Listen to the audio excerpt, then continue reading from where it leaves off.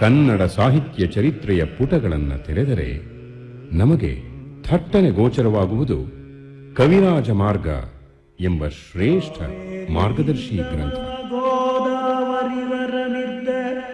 ನಾಡದ ಕನ್ನಡದೊಳ್ ಭಾವಿಸಿದ ಜನಪದಂ ವಸುಧಾವಳೆಯ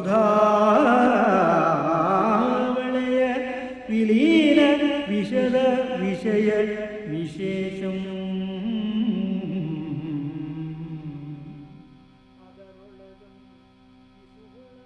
ಅದರೊಳಗಂ ಕಿಸುಗೊಳಲು ಆ ವಿದಿತ ಮಹಾಕೋಪಣ ನಗರದ ಆ ಪುಲಿಗೆರೆಯಾದದ ಅಭಿಸ್ತುತವತ್ತು ಪೊಂಕುದದ ನಡುವಣ ನಾಡೆ ನಾಡೆ ಕನ್ನಡದ ತಿರುಳ್.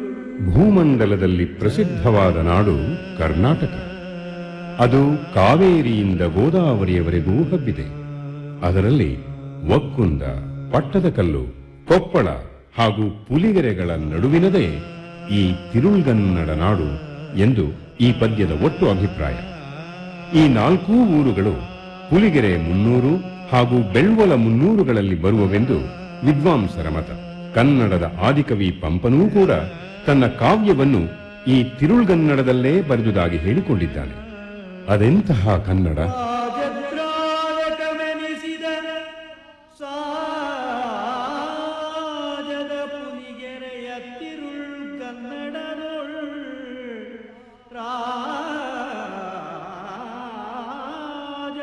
ರಾಜದ್ರಾಜಕಮೆನಿಸಿದ ಸಾಜದ ಪುಲಿಗೆರೆಯ ತಿರುಳ್ಗನ್ನಡದೊಳ್ ನಿರ್ವ್ಯಾಜ. ಪಂಪನ ನೆಲವೀಡು ಪುಲಿಗೆರೆಯಲ್ಲಿ ಅವನ ಕಾವ್ಯದ ಭಾಷೆ ಮಾತ್ರ ಪುಲಿಗೆರೆಯದು ಎಂದು ನಿರ್ದಿಷ್ಟವಾಗಿ ಹೇಳಬಹುದು.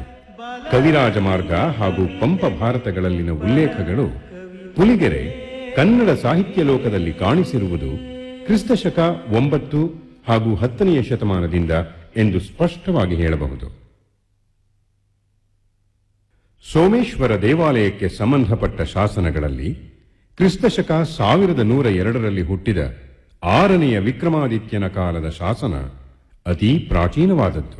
ನಮಸ್ತುಂಗ ಶಿರಶ್ಚುಂಬಿ ಚಂದ್ರ ಚಾಮರ ಚಾರವೇ ತ್ರೈಲೋಕ್ಯ ನಗರಾರಂಭ ಮೂಲ ಸ್ತಂಭಾಯ ಶಾಂಭವೇ ವಂಶ ಲಲನಾ ಲಾಲಾಟ ಲಕ್ಷ್ಮಂ ವಸುಂಧರೆಯಂ ತಾಳ್ದಿದನ್ ಅತ್ಯುದಾತ್ತ ಮಹಿಮಂ ಶ್ರೀ ವಿಕ್ರಮೋ